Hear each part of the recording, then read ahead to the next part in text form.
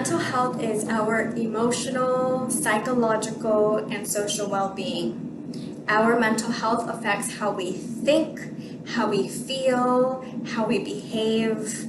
It helps us determine how we handle stress, how we relate to others, the choices that we make.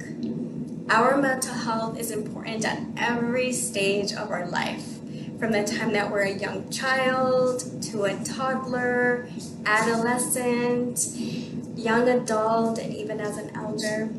When we experience positive and healthy mental health, this allows us to realize our fullest potential.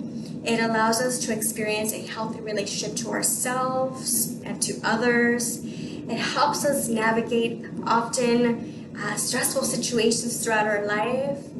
And it can even really uplift us to make meaningful contributions to our communities. Mental and psychological well-being means community well-being.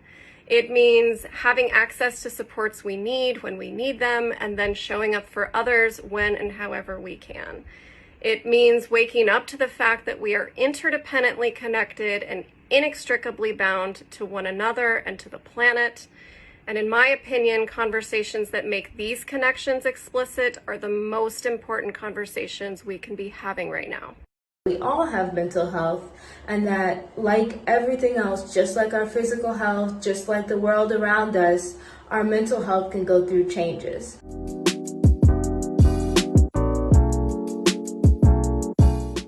Like stress, challenges with relationships, community safety, food security, all of that impacts how our mental and emotional well-being kind of present itself. That it is rather common for mothers who are pregnant to experience prenatal mood disorders as well as postpartum mood disorders. You might be wondering, what does that even mean? So these disorders are related to mood and anxiety that can happen during pregnancy or up to 1 year postpartum.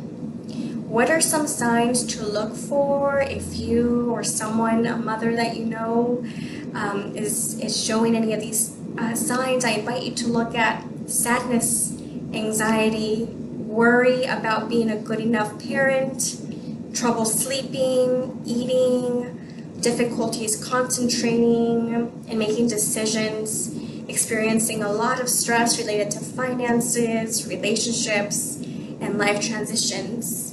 And so professionals like myself exist as part of the Partnerships for Families program and really supporting this particular population, recognizing that becoming pregnant, welcoming a new child, it's a significant life transition that inevitably can bring significant stress into one's life as a woman, as a father, as a new family dynamic.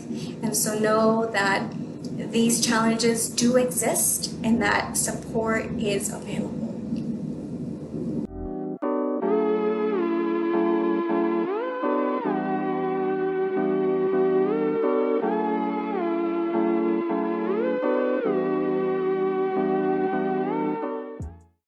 They're faced with both economic, social, and ancestral challenges without the roots of knowing who they are. Traditionally, in the Black, Brown, and just POC communities, there is a large stigma around mental health. That is a combination of society, different religious and political views, and it's just very challenging for a lot of people to talk about.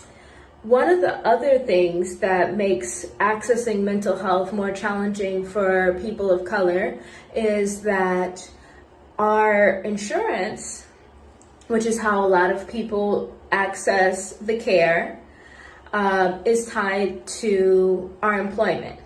So that can be very challenging for individuals who do not have insurance because they are kept out of accessing this kind of service. A lot of individuals who might want to see someone might not have the finances or the insurance or the ability to actually access the care, or might not even know where the care is in the first place, which is a big challenge as well.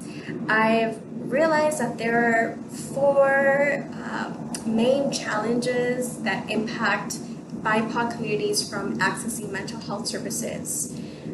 One of these reasons I believe to be cultural implications.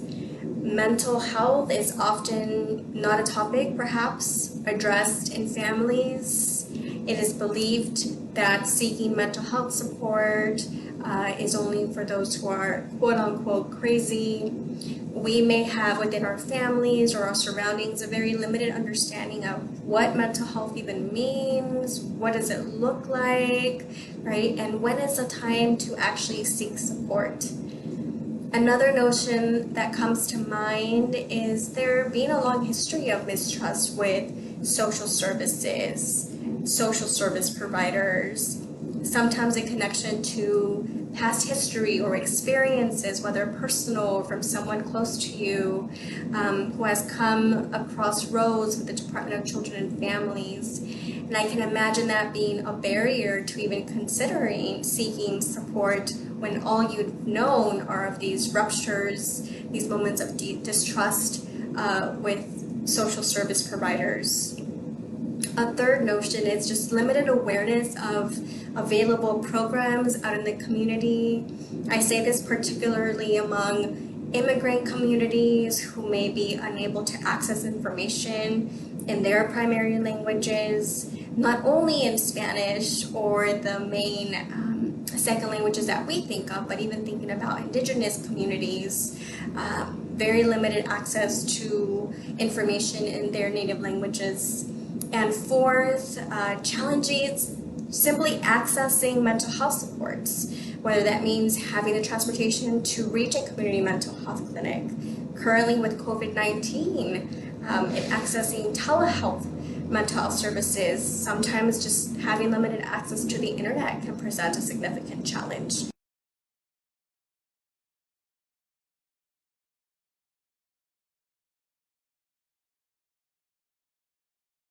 We do not take into account as mental health professionals, and something that can be overlooked is how our experience and how our environments play a role in our mental health.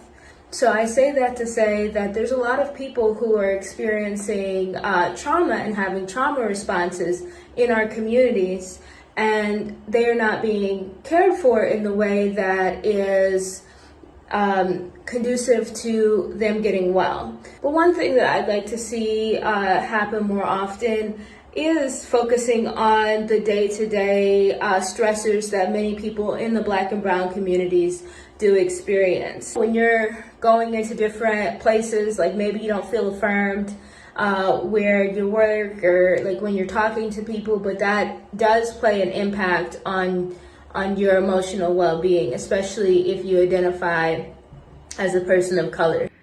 Our society promotes a culture of individualism, competition, dominance, extraction, consumerism, and social isolation that serves to keep us sick and accelerates our mortality, especially for those in marginalized and oppressed groups.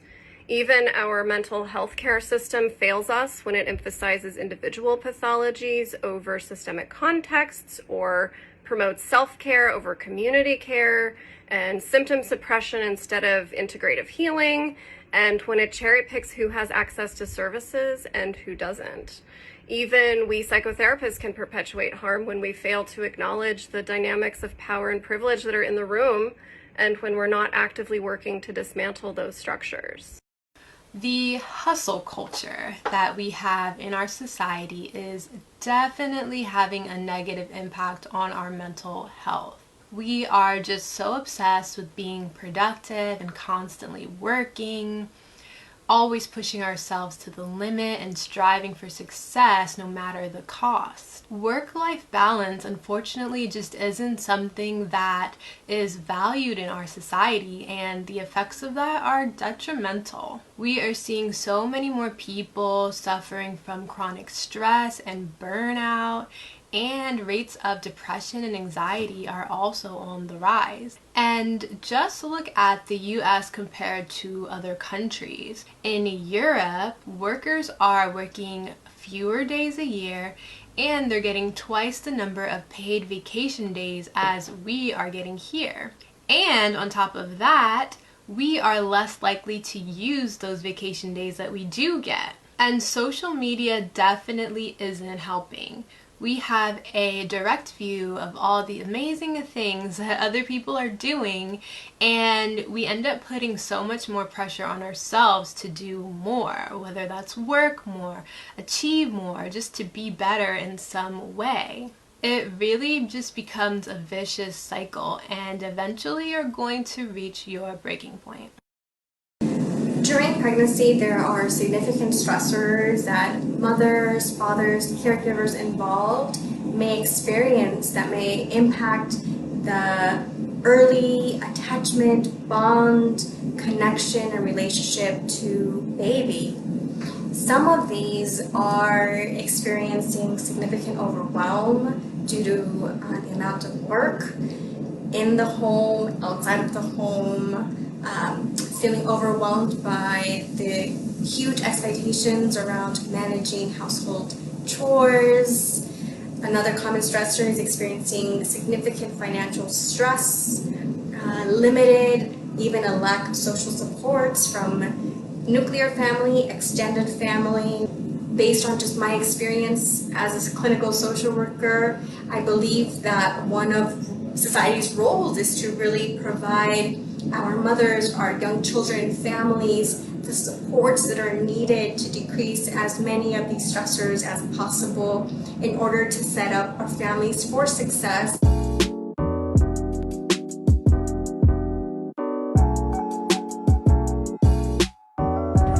Gardening can truly help your mental health. One of the things that it can help with is acceptance.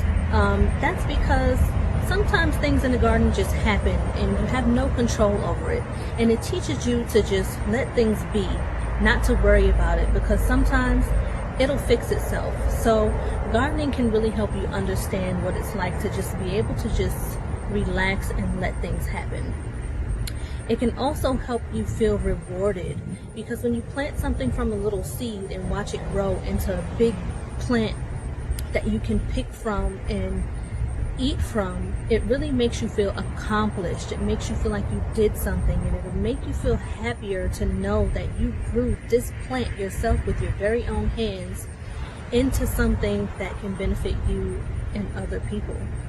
So sometimes gardening can help you help other people, and sometimes helping other people makes you feel good. When gardening actually has been found to reduce stress, it has a ability to kind of pull people in and have people focus more on what they're doing and the task at hand instead of the external factors going on in their lives. So that's one of the beautiful things about gardening.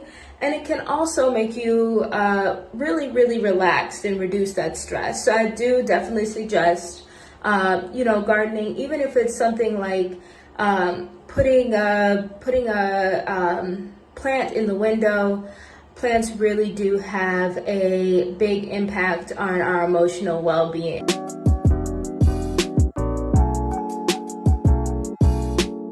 Get more into your body, whether it's activity or relaxation or pleasure or play. Our bodies are actually wiser than many of us are conditioned to remember. And in a culture that emphasizes reason and intellect over cycles and intuition, getting more in tune with the body can be a revolutionary act. Also, nurture your relationships, increase your support network, connect vulnerably with people you care about and trust. Love on each other, laugh a lot, do what delights you, and have fun. Lastly, know your values. Get crystal clear and even let your anger inform you about what is precious enough to you that you feel activated to speak up and stand up for it. Name the value, be specific, and then find ways to connect and organize with others who share those values. At Nurture Nature, one of our favorite suggestions is to get outside. Whether that means going to your front lawn, your closest alley, finding a sidewalk, a parking lot. The more creative you get, the more fun you'll have. It's all about getting outside. How does spending time outside help us? For one, it helps us focus on the here and the now.